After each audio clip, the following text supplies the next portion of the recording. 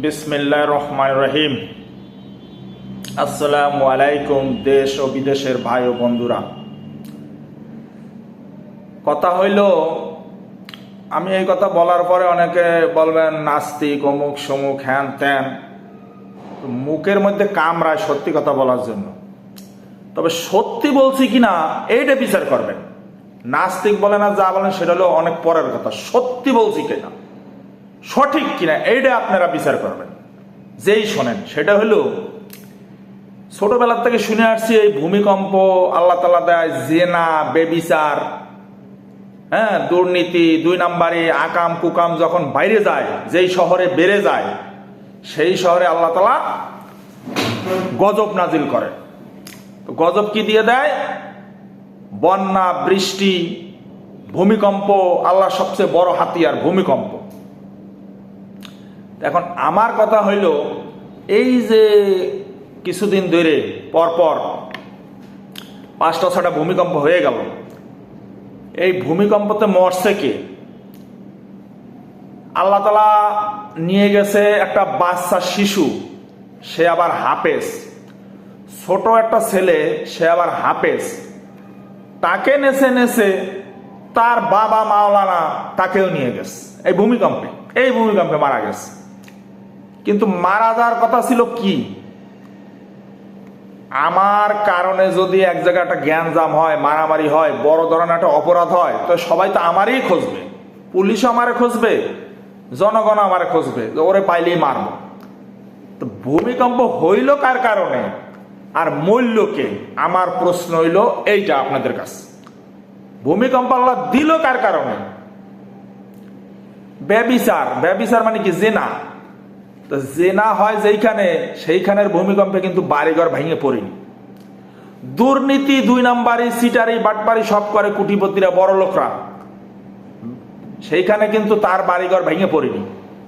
এমন কায়দা কইরে নিচে ঢালাই দিয়েছে, গভীরে যায় পুষ্কুনি বানায়, তারপরে সে ঢালাই দিয়ে, এরপরে এইরকম মোটা রড দিয়ে ঢালাই দিয়ে এরপরে সে বাড়ি বানায়। তার বাড়ি যেন তেন ভূমিকম্পতে ভাঙবে না, বড় ভূমিকম্পতেও ভাঙবে না সহজে। কিন্তু যে ওই পিলার দেয়নি, রড কেনার টাকা নেই, গরিব মানুষ কোনো মতে 2 তালা করেছে, 1 তালা করছে, 3 তালা করছে, ঢাকায় ভূমিকম্প হোক আর যেখানে ভূমিকম্প ভাঙলে ভাঙবে তার দাম। কিন্তু দরকার ছিল কি? যার কারণে ভূমিকম্প, তার তো আল্লাহ গজব দেবে। তো গজব হচ্ছে একজনের কারণে আর মরতেছে আরেকজন। ওই হাফেজ না মরে, ওই মাওলানা সাহেব না মরে, যদি সাধারণ কেউ আপনি আমি মরতাম, তাহলে এই হুজুররা ফতোয়া দিত, এই লোক, এই ছেলে আর বাপ এমন কোন পাপ করেছে, এমন কোন অন্যায় করেছে, আল্লাহ তাআলা সহ্য করতে পারেনি। এখন তো মরছে একজন মাওলানা আর একজন হাফেজ, এরা কি পাপ করেছে? এই সারা পৃথিবীর ভিতরে, এই বাংলাদেশের ভিতরে যত যত জায়গা ভূমিকম্প হয়েছে, এরা 2জনই পাপ করেছে, আর সবাই ফেরেশতা, আল্লাহর ওলি। যেখানে জেনা হচ্ছে, যেখানে আকাম কুকম হচ্ছে, বহুত আকাম কুকামের জায়গা রয়েছে, সেই সব জায়গায় তো আল্লাহ ভূমিকম্প দেশে, তো ওগের তো কেউ মরল না। ক্লাবে, বারে ল্যাংটা ড্যান্স হচ্ছে, মদ খাচ্ছে, বিয়ার খাচ্ছে, আকাম কুকামে ভরা, তাদের ওই জায়গা তো আল্লাহ একটা নাড়া দিয়ে ওকে সম্পূর্ণ ল্যাংটা ড্যান্স হচ্ছে। হ্যাঁ, হোটেলে হোটেলে জেনা হচ্ছে, এই জায়গা তো আল্লাহ একটা নাড়া দিয়ে ধ্বংস করে দিতে পারল না বা দিল না। হচ্ছে একজনের কারণে ভূমিকম্প, আর মরতেছে আরেকজন, তাহলে লাভটা কি? এই ভূমিকম্প দিয়ে লাভ কি হইলো? এই ভূমিকম্পতে ভাঙতেছে নরমাল 2 তালা, নরমাল 1 তালা, নরমাল 3 তালা। আল্লাহ ভাঙে দিই কই যে এই আল্লাহরে বিশ্বাস না করে যে ভূমিকম্প আমি ঠেকাই দেবো, এইরকম মোটা রড দিয়ে এই পুকুর খুঁজে এই 14 তালা, 15 তালা, 20 তালা, 30 তালা, 25 তালা করছে, তার তো আল্লাহ একটু ভেঙে দিক, দিয়ে দেখাক। অত করেছে সব ব্যাংকের টাকা মাইরে, অত করেছে সব দুর্নীতি করে, যে ঘুষ খায়, দুর্নীতি করে, 2 নাম্বারি করে, এটা ভেঙে দিক। ভাঙলো কারটা? যে ওই রড সিমেন্ট দিয়ে ঢালাই দিয়ে দালান করে নি তারটা, যে বেস হইলো যে ভালো করে ঢালাই দিনি, মোটা করে রড দিনি, তারটা মেলা পুরনো দালান, তারটা হেলে পড়েছে, লাভটা কি হইল?